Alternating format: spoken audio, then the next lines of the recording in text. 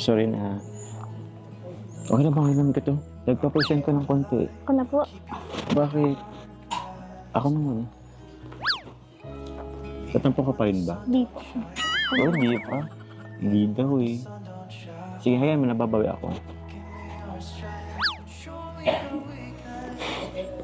Ano bang gusto mo?